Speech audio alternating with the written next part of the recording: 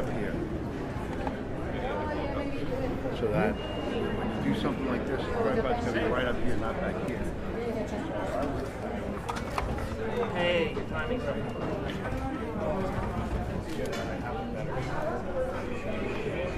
All right.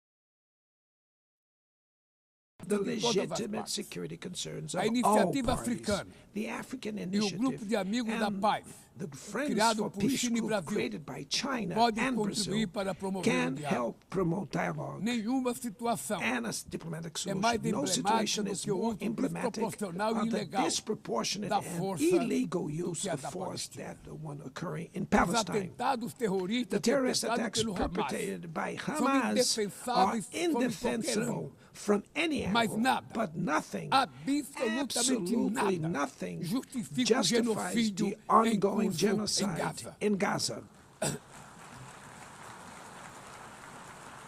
Ali, There, sob toneladas de under escombros, tons of rubble, estão enterradas are dezenas buried de milhares tens de of mulheres e thousands of crianças innocent inocentes. women and children. Ali também estão sepultados o direito We can see internacional that humanitário international humanitarian e o law and the mito da myth of superioridade ethical ética do Ocidente. exceptionalism of the West are Esse also massacre being buried there. não This aconteceria massacre would not have sem a happened cumplicidade without dos the que poderiam complicity of evitar. those who could have prevented Gaza, it. In Gaza, Fome é usada hunger como arma is de guerra. used as a weapon of O war, deslocamento and the forçado de forced populações displacement of é populations praticado goes impunemente. Quero unpunished. expressar I express admiração my aos admiration judeus to the Jews que dentro e who, fora de Israel, inside and se outside opõem Israel, a esta punição oppose this coletiva. collective punishment. O povo The palestino Palestinian people corre o risco are de at risk desaparecer. of disappearing. Só sobreviverá They como will um only Estado survive independente with an integrado à independent state comunidade integrated internacional. to the international community. Esta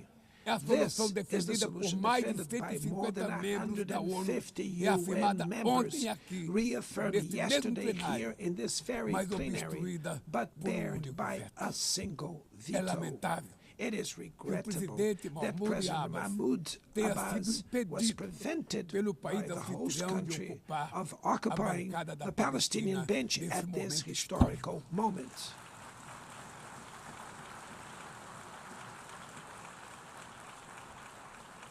O alastramento The desse spread conflito of this para o Líbano, conflict to Lebanon, para a Síria e o Syria, Irã Iran, e o Catar Qatar fomenta a is escalada fueling armamentista an sem unprecedented precedentes. arms build-up. Senhoras presidenta, Madam President, bombas e armas nucleares bombs não and vão nuclear nos weapons proteger da will crise not climática. protect us from the climate O ano de crisis. The year 2024 of 24 foi o mais was the quente já warmest registrado. already A registered. COP30 em Belém, no COP30 in Brasil, the city of Belém, será a Brazil, COP da will be verdade. the COP of truth. Será o momento It will dos be the líderes time mundiais for world leaders provarem to a prove the seriedade de seu seriousness of compromisso their com o commitment to planeta. the planet.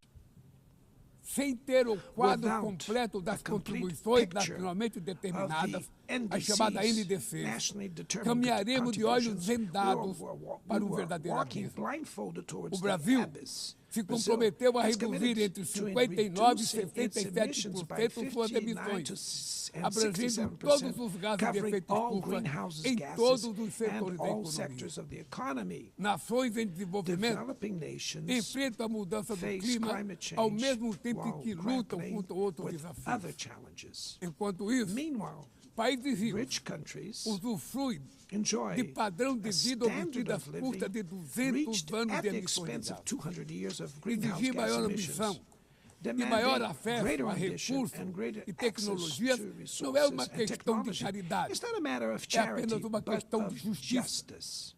A corrida The por minerais race for críticos critical essenciais minerals para a essential transição for energética energy não transition pode cannot reproduzir a lógica reproduce the predatória predatory que and marcou asymmetrical os últimos logic séculos. that has Em characterized Belém, recent centuries. In o Belém mundo vai City, conhecer the a world realidade will da learn Amazônia. about the O reality of Brasil the já Amazon. reduziu pela metade Brazil has already o reduced desmatamento na região deforestation by nos half 2 in the últimos anos. region in the last 2 years. Erradicá-lo requer Eradicating garantia, it condições requires dignas de vida para ensuring seus milhões decent de living habitantes. conditions for its millions of Fomentar o inhabitants. desenvolvimento Promoting sustentável sustainable development é o objetivo is the do Fundo objective of the Florestas Tropical Tropicais Forest para Forever sempre, Facility, que o Brasil which pretende Brazil intends lançar to launch para remunerar to compensate os países que countries mantêm that suas keep their florestas em forests pé. standing.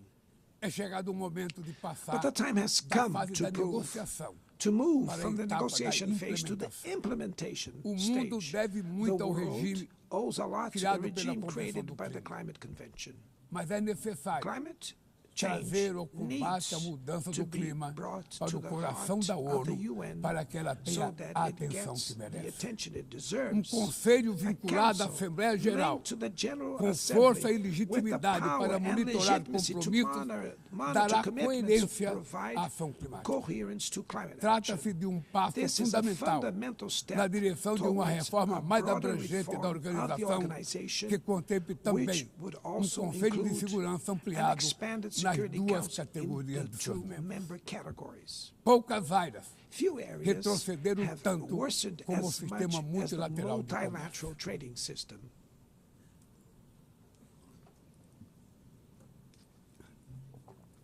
Medidas unilaterais transformam em letra morta princípios basilares como a cláusula de inação mais favorecida. Desorganizam cadeias de valor e lançam a economia mundial em uma espiral perniciosa de preços altos e estagnação. É urgente refundar o OMC em bases modernas e flexíveis. Senhoras e senhores, este ano, o mundo perdeu duas personalidades excepcionais. O ex-presidente do Pepe Mujica, e o nosso querido Papa Francisco. Ambos encarnaram como ninguém os melhores valores humanistas. Suas vidas se entrelaçaram com as 8 décadas de existência da ONU. Se ainda estivesse entre nós, provavelmente usariam esta tribuna para lembrar que o autoritarismo, a degradação ambiental e a desigualdade não são inexoráveis. Que os únicos derrotados são os que cruzam os braços, que podemos vencer os falsos profetas e oligarcas que exploram o medo e monetizam and that tomorrow is made of daily choices, and it takes courage to act to transform it. In the future that Brazil envisions, there is no room for the reenactment of ideological rivalries or spheres of influence. Confrontation is not inevitable. We need leaders with clear visions who understand that the international order is not a zero-sum game. The 21st century will be increasingly multipolar. For it to remain peaceful, it cannot fail to multilateral. Brazil is giving increasing importance to the European Union, the African Union, ASEAN, CELAC, BRICS, and the G20. The voice of the global South must be heard. The UN. A ONU tem hoje quase 4 vezes mais membros do que os 51 que estiveram na sua fundação. Nossa missão histórica é detonada novamente, portadora de esperança e promotora da igualdade, da paz, do desenvolvimento sustentável, da diversidade e da tolerância. Que Deus nos abençoe a todos e muito obrigado. And thank you very much.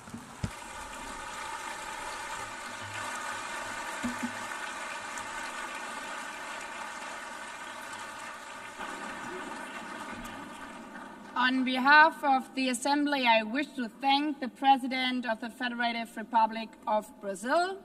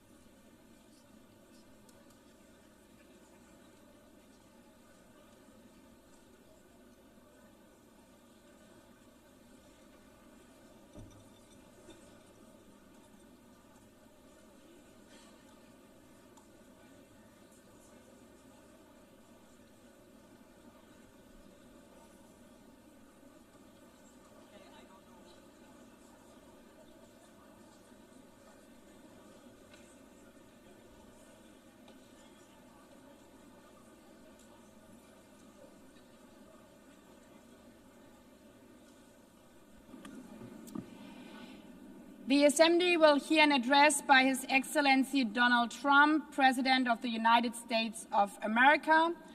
I request protocol to escort His Excellency and invite him to address the Assembly.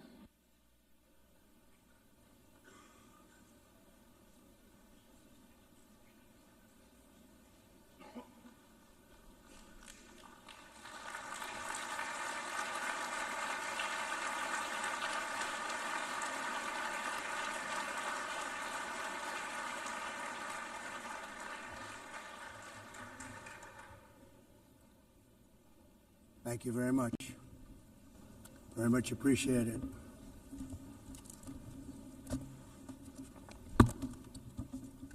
And I don't mind making this speech without a teleprompter, because the teleprompter is not working. I feel very happy to be up here with you nevertheless, and that way you speak more from the heart. I can only say that whoever's operating this teleprompter is in big trouble.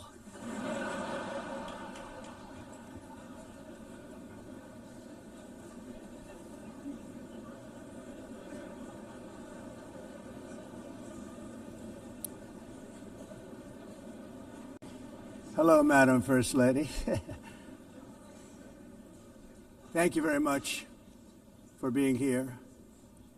And Madam President, Mr. Secretary General, First Lady of the United States, distinguished delegates, ambassadors, and world leaders. 6 years have passed since I last stood in this grand hall and addressed a world that was prosperous and at peace in my first term. Since that day, the guns of war have shattered the peace I forged on 2 continents. An era of calm and stability gave way to one of the great crises of our time. And here in the United States, 4 years of weakness, lawlessness, and radicalism under the last administration delivered our nation into a repeated set of disasters. 1 year ago, our country was in deep trouble, but today, just 8 months into my administration, we are the hottest country anywhere in the world, and there is no other country even close. America is blessed with the strongest economy, the strongest borders, the strongest military, the strongest friendships, and the strongest spirit of any nation on the face of the earth. This is indeed the golden age of America. We are rapidly reversing the economic calamity we inherited from the previous administration, including ruinous price increases and record-setting inflation like we've never had before. Under my leadership, energy costs are down, gasoline prices are down, grocery prices are down, mortgage rates are down, and inflation has been defeated. The only thing that's up is the stock market, which just hit a record high. In fact, it hit a record high 48 times in the last short period of time. Growth is surging, manufacturing is booming. The stock market, as I said, is doing better than it's ever done. And all of you in this room benefit by that, almost everybody. And importantly, workers' wages are rising at the fastest pace in more than 60 years. And that's what it's all about, isn't it? In 4 years of President Biden, we had less than $1 trillion of new investment into the United States. In just 8 months since I took office, we have secured commitments and money already paid for $17 trillion. Think of it, 4 years, less than $1 trillion, 8 months, much more than $17 trillion is being invested in the United States. And it's now pouring in from all parts of the world. We've implemented the largest tax cuts in American history and the largest regulation cuts in American history, making this once and again the best country on earth to do business. And many of the people in this room are investing in America, and it's turned out to be an awfully good investment during this 8-month period. In my first term, I built the greatest economy in the history of the world. We had the best economy ever, history of the world. And I'm doing the same thing again, but this time it's actually much bigger and even better. The numbers far surpass my record-setting first term. On our southern border, we have successfully repelled a colossal invasion, and for the last 4 months, and that's 4 months in a row, the number of illegal aliens admitted and entering our country has been 0. Hard to believe, because if you look back just a year ago, it was millions and millions of people pouring in from all over the world, from prisons, from mental institutions, drug dealers. All over the world they came. They just poured into our country with the ridiculous open border policy of the Biden administration. Our message is very simple. If you come illegally into the United States, you're going to jail, or you're going back to where you came from, or perhaps even further than that. You know what that means. I want to thank the country of El Salvador for the successful and professional job they've done in receiving and jailing so many criminals that entered our country. And it was under the previous administration that the number became record-setting, and they're all being taken out. We have no choice. And other countries have no choice, because other countries are in the exact same situation with immigration. It's destroying your country, and you have to do something about it. On the world stage, America is respected again like it has never been respected before. You think about 2 years ago, 3 years ago, 4 years ago, or 1 year ago, we were a laughingstock all over the world.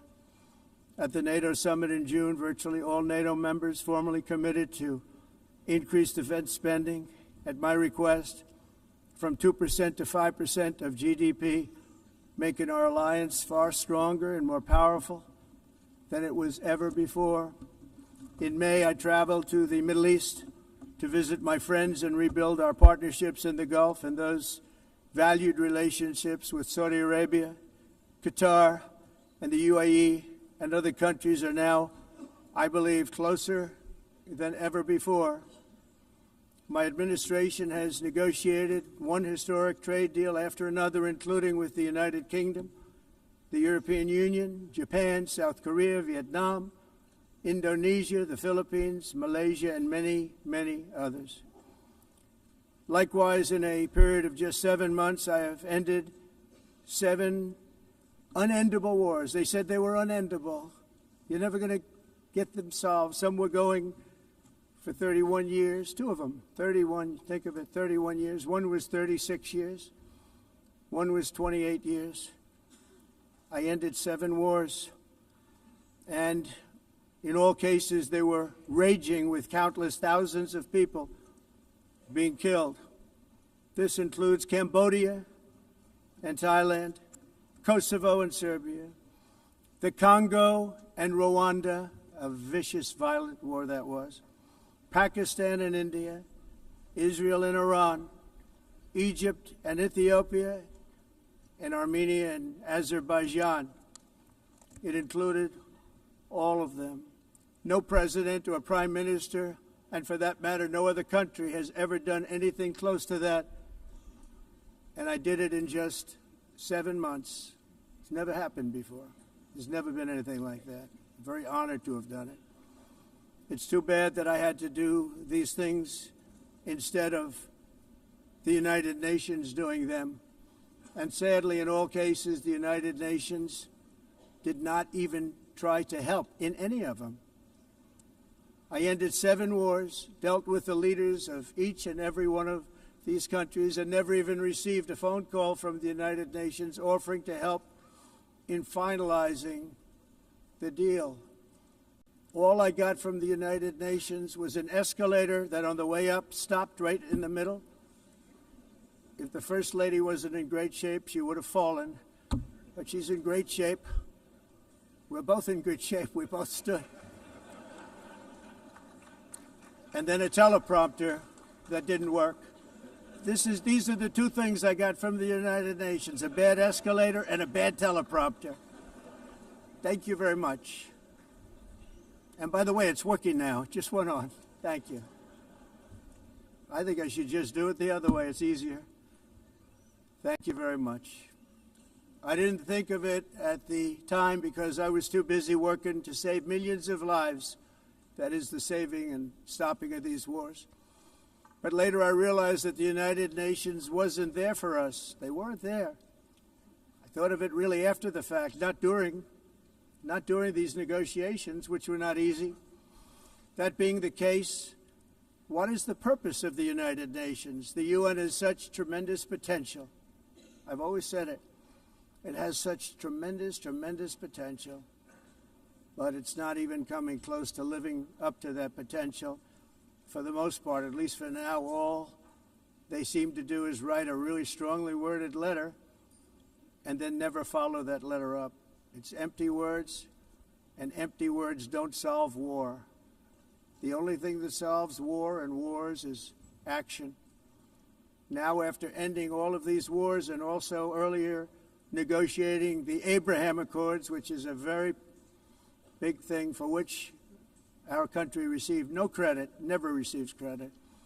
Everyone says that I should get the Nobel Peace Prize for each one of these achievements.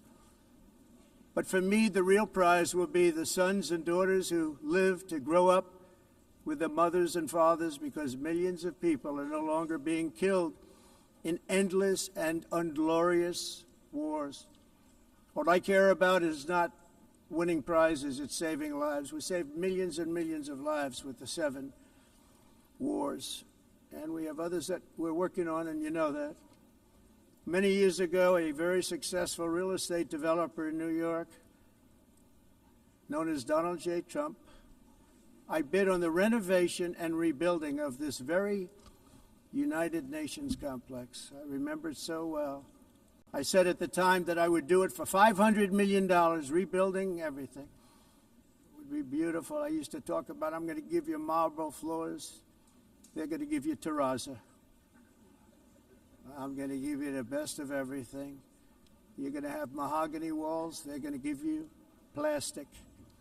But they decided to go in another direction, which was much more expensive at the time, and which actually produced a far inferior product.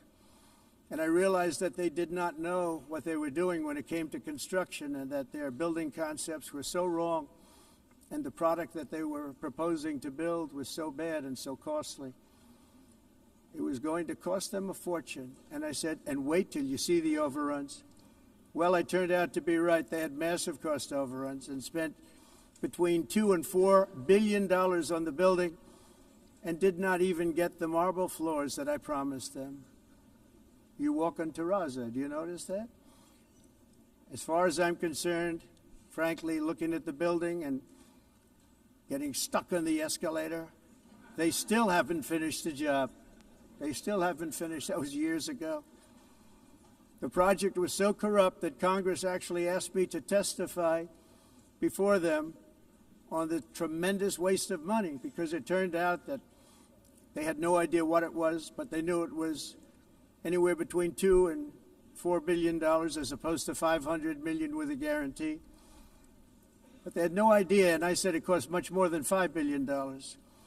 Unfortunately, many things in the United Nations are happening just like that, but on an even much bigger scale, much, much bigger. Very sad to see. Whether the UN can manage to play a productive role, I've come here today to offer the hand of American leadership and friendship to any nation in this assembly that is willing to join us in forging a safer, more prosperous world. And it's a world that we'll be much happier with.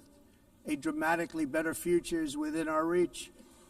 But to get there, we must reject the failed approaches of the past and work together to confront some of the greatest threats in history.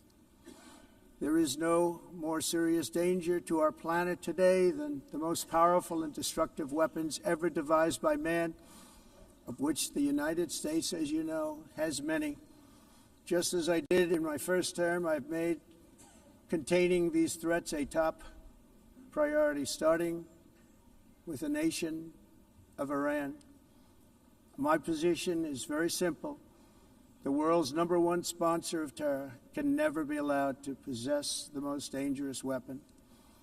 That's why, shortly after taking office, I sent the so-called Supreme Leader a letter making a generous offer. I extended a pledge of full cooperation in exchange for a suspension of Iran's nuclear program. The regime's answer was to continue their constant threats to their neighbors and U.S. interests throughout the region, and some great countries that are right nearby. Today, many of Iran's former military commanders, in fact, I can say almost all of them, are no longer with us. They're dead.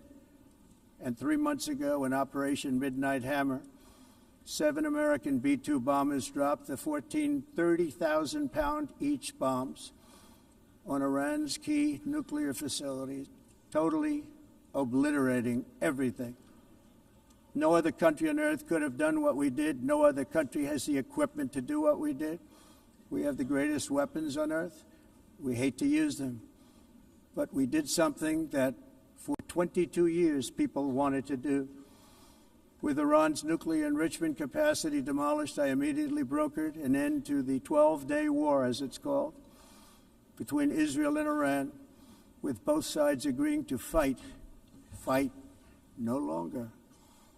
As everyone knows, I have also been deeply engaged in seeking a ceasefire in Gaza. Have to get that done. Have to get it done. Unfortunately, Hamas has repeatedly rejected reasonable offers to make peace. We can't forget October 7th, can we? Now, as if to encourage continued conflict, some of this body is seeking to unilaterally recognize a Palestinian state. The rewards would be too great for Hamas terrorists for their atrocities. This would be a reward for these horrible atrocities, including October 7th, even while they refuse to release the hostages or accept a ceasefire.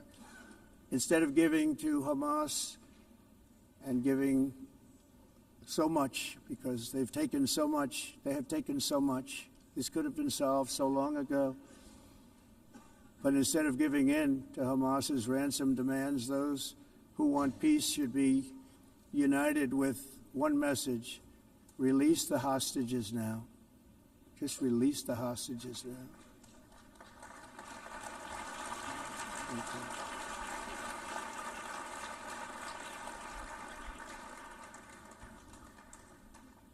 Thank you. As we have got to come together, and we will come together, got to get it done. We have to stop the war in Gaza immediately. We have to stop it. We have to get it done.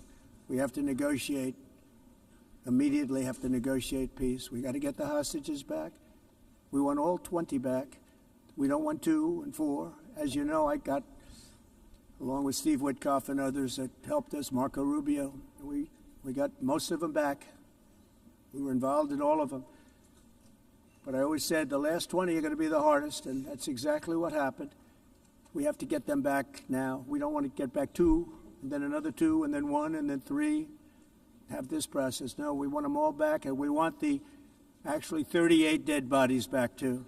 Those parents came to me, and they want them back, and they want them back very quickly and very badly. As though they were alive, they want them. They want them every bit as much as if their son or daughter were alive. I've also been working relentlessly, stopping the killing in Ukraine. I thought that would be, of the 7 wars that I stopped, I thought that would be the easiest because of my relationship with President Putin, which had always been a good one. I thought that was going to be the easiest one. But, you know, in war, you never know what's going to happen. There are always lots of surprises, both good and bad. Everyone thought Russia would win this war in 3 days, but it didn't work out that way. It was supposed to be just a quick little skirmish. It's not making Russia look good. It's making them look bad. No matter what happens from here on out, this was something that should have taken a matter of days, certainly less than a week. And they've been fighting for 3.5 years and killing anywhere from 5,000 to 7,000 young soldiers, mostly soldiers, on both sides, every single week, from 5,000 to 7,000 dead young people, and some in cities, much smaller numbers, where rockets are shot, where drones are dropped. This war would never have started if I were president. This was a war that should have never happened. It shows you what leadership is, what bad leadership can do to a country. Look what happened to the United States, and look where we are right now in just a short period of time. The only question now is how many more lives will be needlessly lost on both sides. China and India are the primary funders of the ongoing war by continuing to purchase Russian oil. But inexcusably, even NATO countries have not cut off much Russian energy and Russian energy products, which, as you know, I found out about 2 weeks ago, and I wasn't happy. Think of it. They're funding the war against themselves. Who the hell ever heard of that one? In the event that Russia is not ready to make a deal to end the war, then the United States is fully prepared to impose a very strong round of powerful tariffs, which would stop the bloodshed, I believe, very quickly. But for those tariffs to be effective, European nations, all of you are gathered here right now, would have to join us in adopting the exact same measures. I mean, you're much closer to the city. We have an ocean in between. You're right there. And Europe has to step it up. They can't be doing what they're doing. They're buying oil and gas from Russia while they're fighting Russia. It's embarrassing to them, and it was very embarrassing to them when I found out about it, I can tell you that. But they have to immediately cease all energy purchases from Russia. Otherwise, we're all wasting a lot of time. So I'm ready to discuss this. We're going to discuss it today with the European nations, all gathered here. I'm sure they're thrilled to hear me speak about it, but that's the way it is. I like to speak my mind and speak the truth. As we seek to reduce the threat of dangerous weapons today, I'm also calling on every nation to join us in ending the development of biological weapons once and for all.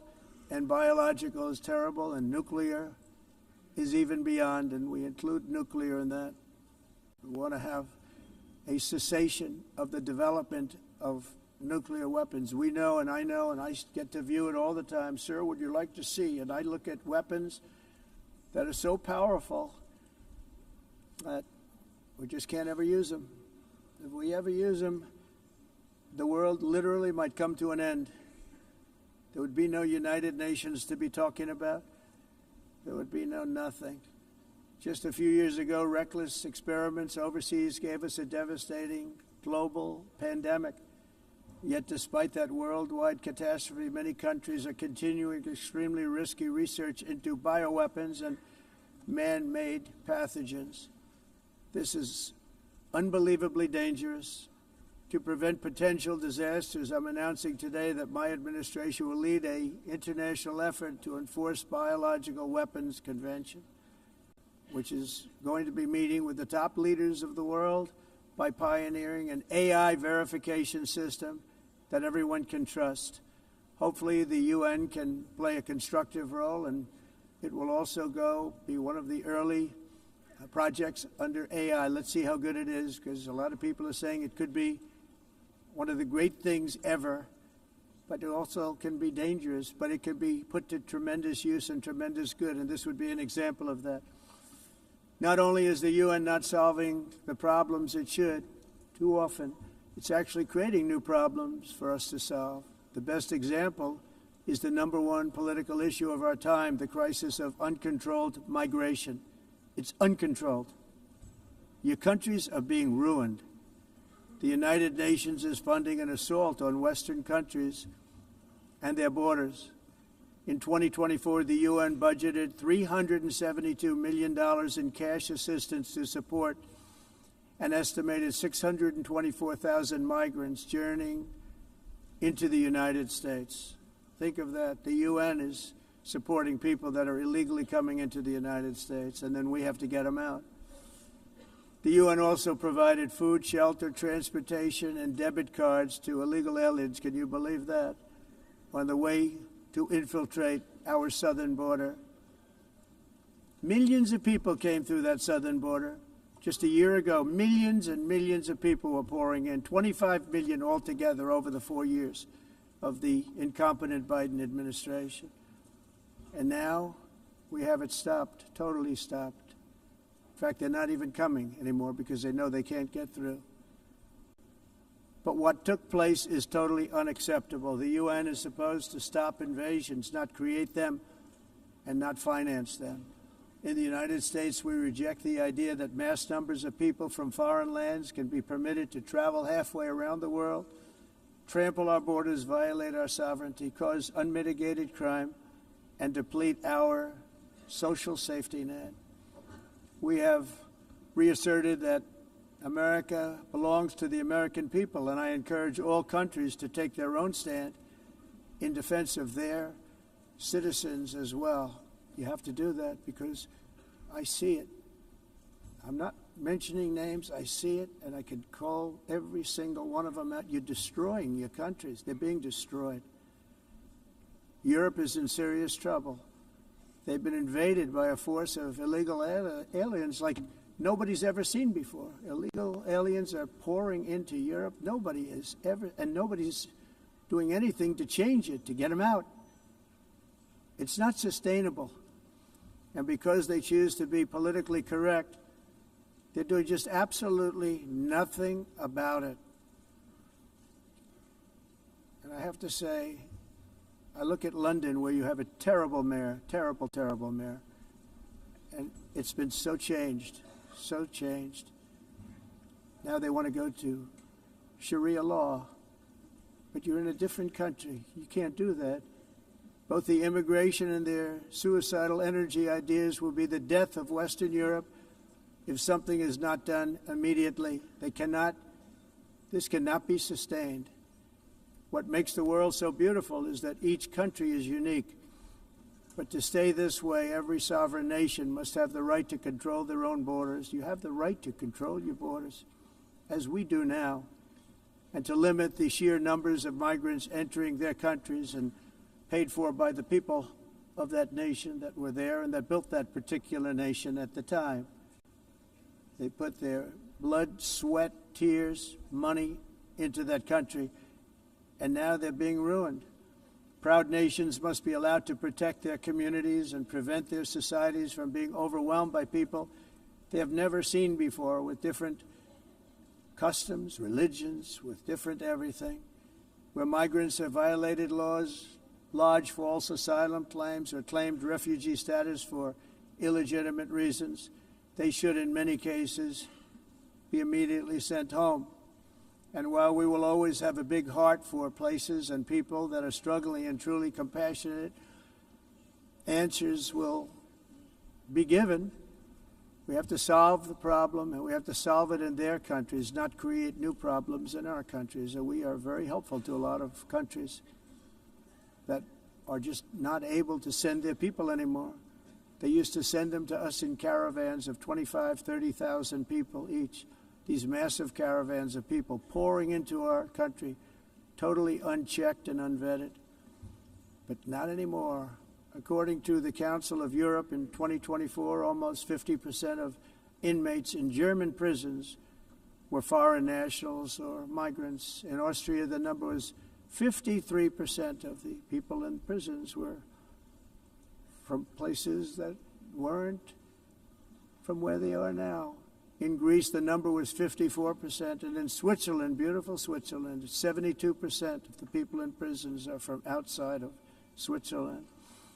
When your prisons are filled with so-called asylum seekers who repaid kindness, and that's what they did, they repaid kindness with crime, it's time to end the failed experiment of open borders. You have to end it now. See, I can tell you, I'm really good at this stuff.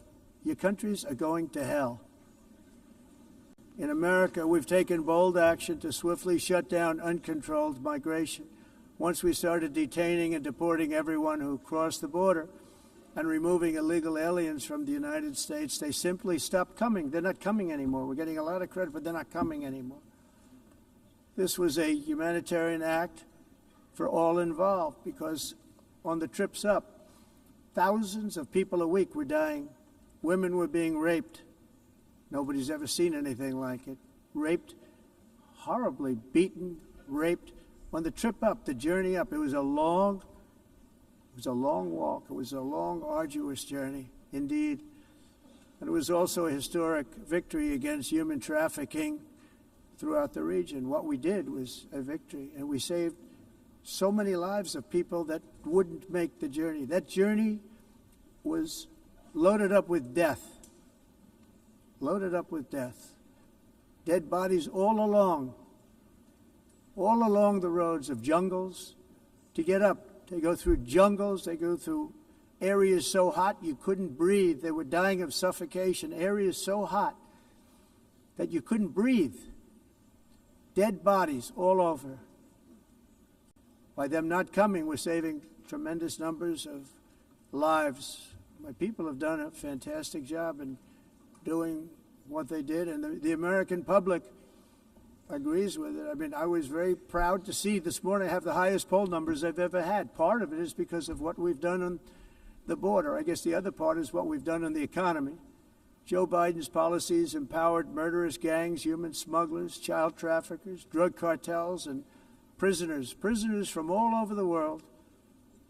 The previous administration also lost nearly 300,000 children. Think of that. They lost more than 300,000 children, little children, who were trafficked into the United States on the Biden watch, many of whom have been raped, exploited, and abused, and sold. Sold. Nobody talks about that. The fake news doesn't write about it. With many others, young children who are missing or dead. And we found a lot of these children, and we're sending them back, and we've been sending them back to their parents. They said, nobody knows who they are. They said, where do you come from? And they'll give us a country, and we'll find out, and we'll figure it out, and we'll bring them back to their homes. And the mother and father rush to the door, and their tears in their eyes. They can't believe that they're seeing their son or daughter, their little son or daughter again. We've done almost 30,000 of them so far. Any system that results in the mass trafficking of children is inherently evil. Yet that is exactly what the globalist migration agenda has done, and it's what it's all about. In America, those days, as you know, are over. The Trump administration is working, and we are continuing to work to track down the villains that are causing this problem, and also, as I said, to get back the 30,000 we've already returned. Now I think we're going to have another. We're going to find a lot. You're not going to find all of them. 300, more than 300,000. They're lost or they're dead. They're lost or they're dead because of the animals that did this. To protect our citizens, I've also designated multiple savage drug cartels as far as and you see this, and you see it happening right before your eyes. Let's put it this way. People don't like taking big loads of drugs in boats anymore. There aren't too many boats that are traveling on the seas by Venezuela. They tend not to want to travel very quickly anymore. And we've virtually stopped drugs coming into our country by sea. We call them the water drugs. They kill hundreds of thousands of people. I've also designated multiple savage drug cartels as far as foreign terrorist organizations, along with two bloodthirsty transnational gangs, probably the worst gangs anywhere in the world, MS-13 and Tren de Aragua. Tren de Aragua is from Venezuela, by the way. Such organizations torture, maim, mutilate, and murder with impunity. They're the enemies of all humanity. For this reason, we've recently begun using the supreme power of the United States military to destroy Venezuelan terrorists and trafficking networks led by Nicolas Maduro.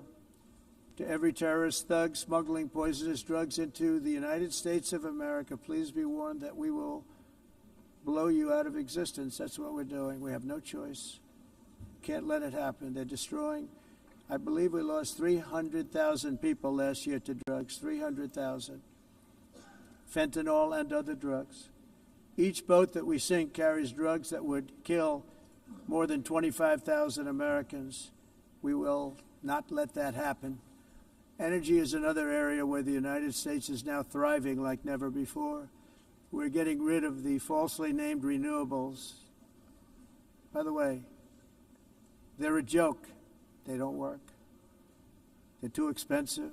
They're not strong enough to fire up the plants that you need to make your country great. The wind doesn't blow. Those big windmills are so pathetic and so bad, so expensive to operate. And they have to be rebuilt all the time, and they start to rust and rot. Most expensive energy ever conceived, and it's actually energy. You're supposed to make money with energy, not lose money. You lose money, the governments have to subsidize. You can't put them out without massive subsidies. And most of them are built in China, and I give China a lot of credit. They build them, but they have very few wind farms. So why is it that they build them and they send them all over the world, but they barely use them? You know what they use? Coal. They use gas. They use almost anything, but they don't like wind. But they sure as hell like selling the windmills. Europe, on the other hand, is a long way to go, with many countries being on the brink of destruction because of the green energy agenda, and I give a lot of credit to Germany. Germany was being led down a very sick path, both on immigration, by the way, and on energy. They were going green, and they were going bankrupt. And the new leadership came in, and they went back to where they were, with fossil fuel and with nuclear, which is good. It's now safe. You can do it properly. But they went back to where they were, and they opened up a lot of different plants, energy-producing plants, and they're doing well. I give Germany a lot of credit for that. They've said this is a disaster, what's happening. They were going all green. All green is all bankrupt. That's what it represents. And it's not politically correct. I'll be very badly criticized for saying it, but I'm here to tell the truth. I don't care. It doesn't matter to me.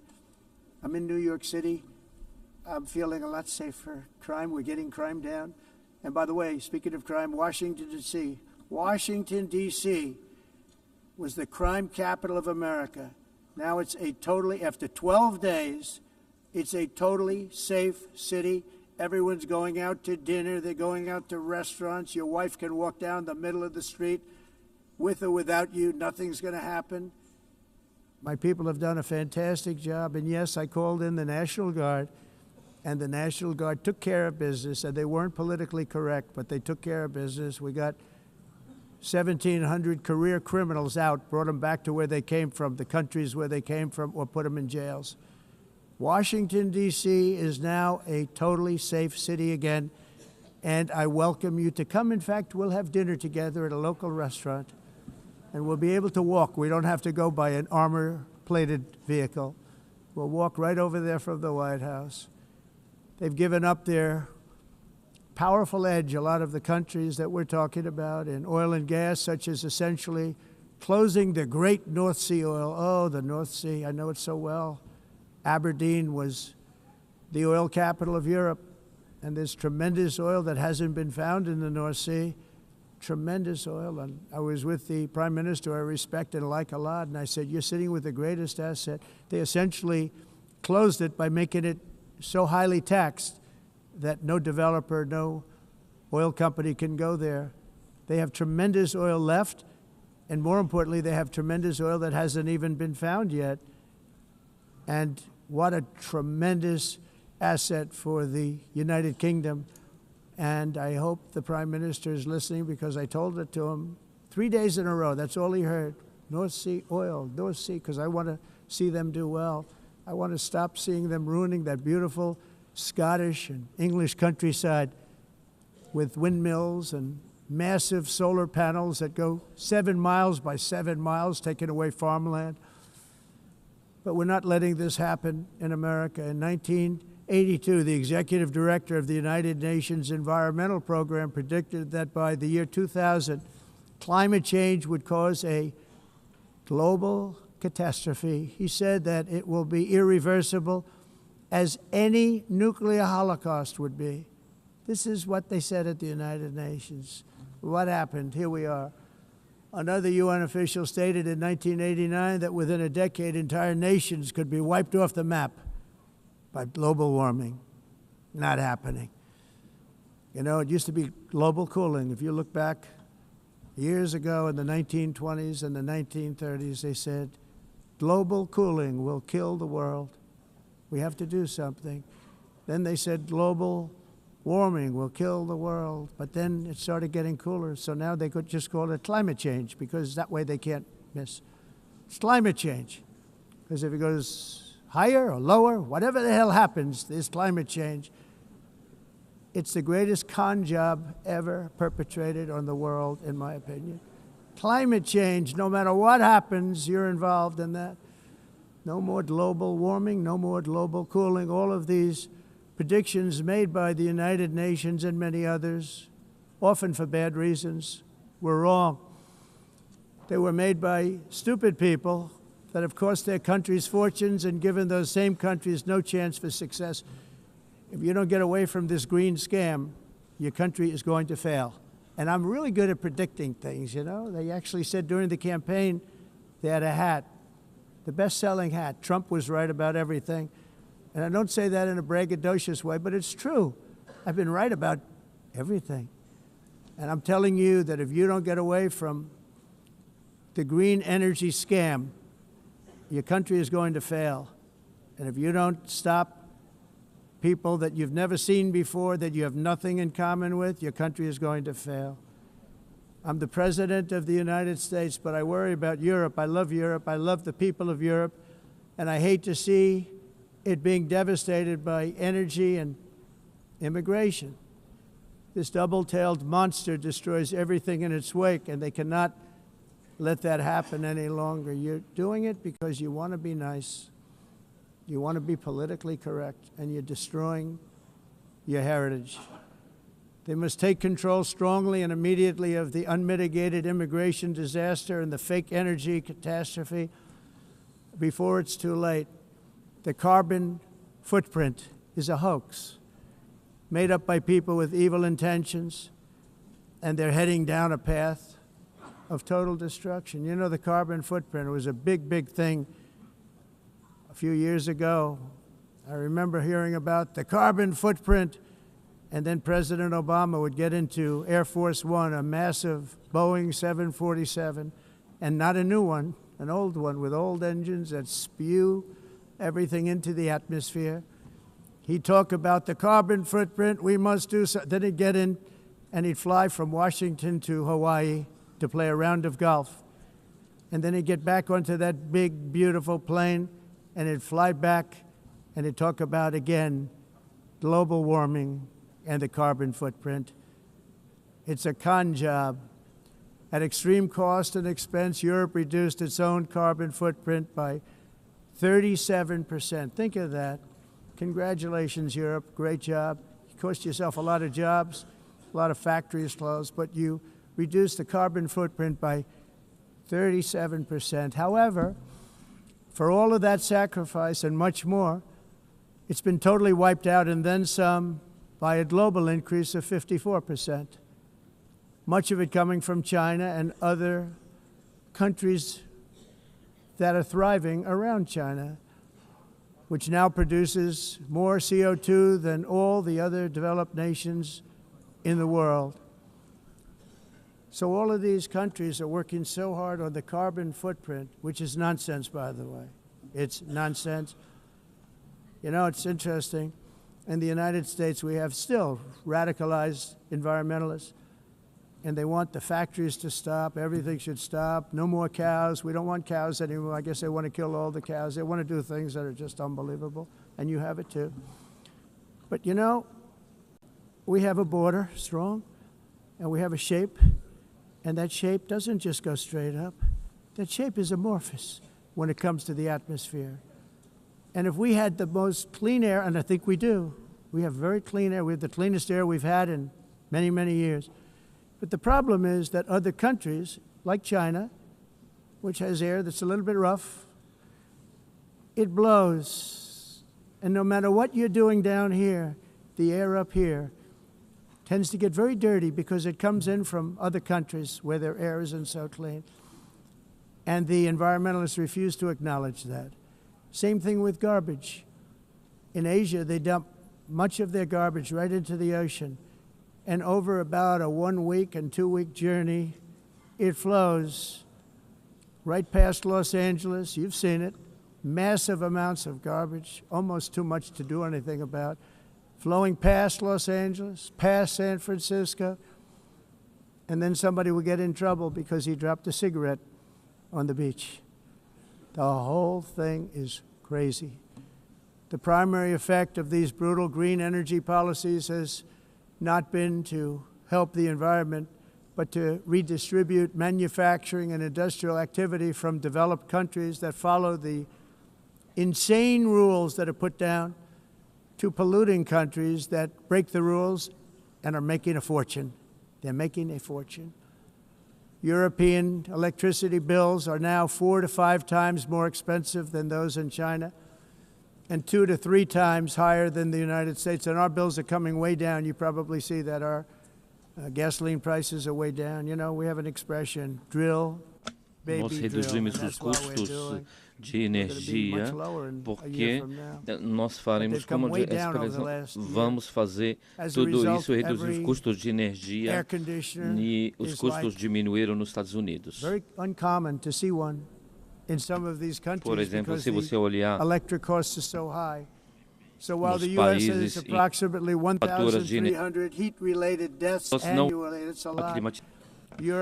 Mas nós, nos Estados Unidos, conseguimos usar eles e evitar aumento da temperatura, porque é muito caro também usar nada e ninguém usa isso. The entire globalist concept of asking successful industrialized nations to inflict pain on themselves and radically disrupt their entire societies must be rejected completely and totally, and it must be immediate. That's why in America I withdrew from the fake Paris Climate Accord, where, by the way, America was paying so much more than every country. Others weren't paying. China didn't have to pay until 2030. Russia was given an old standard that was easy to meet, a 1990 standard. But for the United States, we're supposed to pay like $1 trillion. And I said, this is another scam. The fact is, the United States has been taken advantage of by the world for many, many years, but not any longer, as you probably noticed. I unleashed massive energy production and signed historic executive orders to hunt for oil, but we don't have to do much hunting because we have the most oil of any nation anywhere, oil and gas in the world. And if you add coal, we have the most of any nation in the world. Clean, I call it clean, beautiful coal. You can do things today with coal that you couldn't have done 10 years ago, 15 years. So I have a little standing order in the White House. Never use the word coal, only use the words clean, beautiful coal. Sounds much better, doesn't it? But we stand ready to provide any country with abundant, affordable energy supplies if you need them, when most of you do. We're proudly exporting energy all over the world. We're now the largest exporter. In the United States, we want trade and robust commerce with all nations, everybody. We want to help nations. We're going to help nations. But it must also be fair and reciprocal. The challenge with trade is much the same with climate. The countries that followed the rules, all their factories have been plundered. It's really sad to watch. They've been broken. They've been broken by countries that broke the rules. That's why the United States is now applying tariffs to other countries, and much as these tariffs were for many years applied to us, uncontrollably applied to us. We've used tariffs as a defense mechanism under the Trump administration, including my first term, where hundreds of billions of dollars in tariffs were taken in. And by the way, we had the lowest inflation, and now we have very low inflation. The only thing different is that we have hundreds of billions of dollars flowing into our country.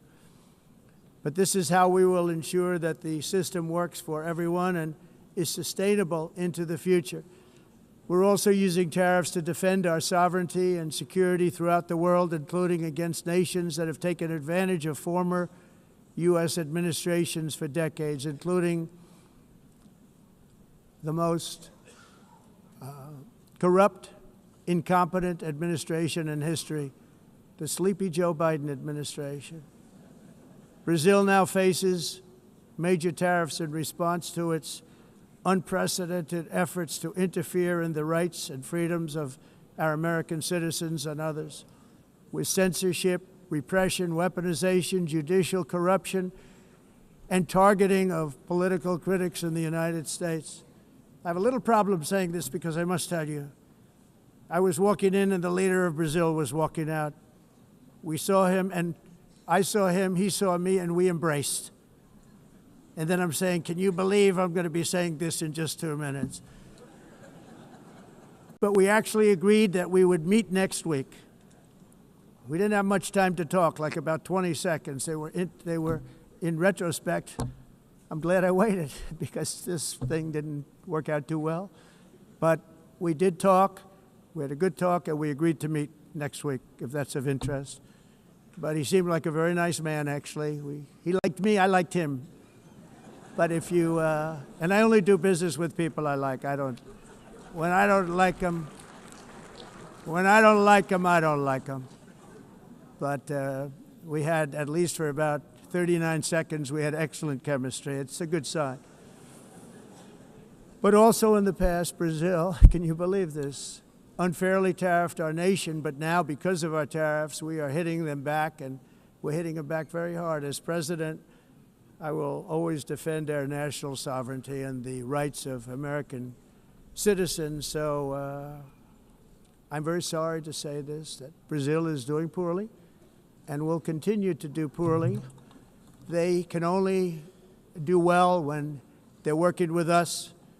Without us, they will fail, just as others have failed. It's true. Next year, the United States will celebrate the 250th anniversary of our glorious independence, a testament to enduring power and American freedom and spirit. We will also be proudly hosting the 2026 FIFA World Cup, and shortly thereafter, the 2028 Olympics, which is going to be very exciting. I hope you all come. I hope that countless people from all over the globe will take part of these will be great celebrations of liberty and human achievement, and that together we all can rejoice in the miracles of history that began in July 4th, 1776, when we founded the light to all nations. And it's something really that an amazing thing came out of that date. It's called the United States of America. In honor of this momentous anniversary, I hope that all countries who find inspiration in our example will join us in renewing our commitment, values, and those values, really, that we hold so dear together. Let us defend free speech and free expression. Let us protect religious liberty, including for the most persecuted religion on the planet today. It's called Christianity. And let us safeguard our sovereignty and cherish qualities that have made each of our nations so special, incredible, and extraordinary. In closing, I just want to repeat that immigration and the high cost of so-called green renewable energy is destroying a large part of the free world and a large part of our planet. Countries that cherish freedom are fading fast because of their policies on these two subjects. You need strong borders and traditional energy sources if you are going to be great again. Whether you have come from north or south, east or west, near or far, every leader in this beautiful hall today represents a rich culture, a noble history, and a proud heritage that makes each nation majestic and unique, unlike anything else in human history or any other place on the face of the earth. From London to Lima, from Rome to Athens, from Paris to Seoul, from Cairo to Tokyo and Amsterdam to right here in New York City, we stand on the shoulders of the leaders and legends, generals and giants, heroes and titans who won and built our beloved nations, all of our nations, with their own courage, strength, spirit, and skill. Our ancestors climbed mountains, conquered oceans, crossed deserts, and trekked over wide open plains. They charged into thunderous battles, plunged into grave dangers, and they were soldiers and farmers and workers and warriors and explorers and patriots. They built towns into cities, tribes into kingdoms, ideas into industries, and small islands into mighty empires. You're a part of all of that. They were champions for their people who never gave up and who never, ever gave in. Their values defined our national identities. Their visions forged our magnificent destiny. Everybody in this room is a part of it in your own way. Each of us inherits the deeds and the myths, the triumphs, the legacies of our own heroes and founders who so bravely showed us the way. Our ancestors gave everything for homelands that they defended with pride, with sweat, with blood, with life, and with death. Now the righteous task of protecting the nations that they built belongs to each and every one of us. So together let us uphold our sacred duty to our people and to our citizens. Let us protect their borders, ensure their safety, preserve their cultures, treasure, and traditions, and fight, fight, fight for their precious dreams and their cherished freedoms. And in friendship and really a beautiful vision, let us all work together to build a bright, beautiful planet, a planet that we all share, a planet of peace and a world that is richer, better, and more beautiful than ever before. That can happen. It will happen. It will happen, and I hope it can happen and start right now, right at this moment. We'll turn it around. We're going to make our countries better, safer, more beautiful. We're going to take care of our people. Thank you very much. It's been an honor. God bless the nations of the world. Thank you very much. Bye.